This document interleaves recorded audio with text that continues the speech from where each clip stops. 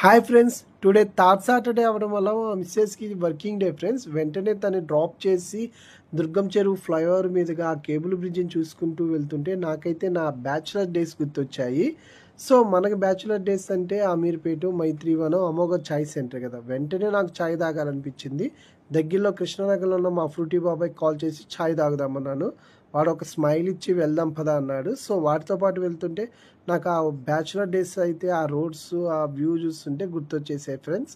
మీలో ఎంతమంది ఈ ఎస్ఆర్ నగర్ అమీర్పేటలో స్పెండ్ చేశారు హాస్టల్స్లో ఒకసారి పింక్ చేయండి.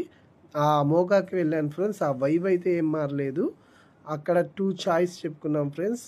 17 రూపీస్ ఈచ్ వన్, 34 రూపీస్ తీసుకోవటం జరిగింది.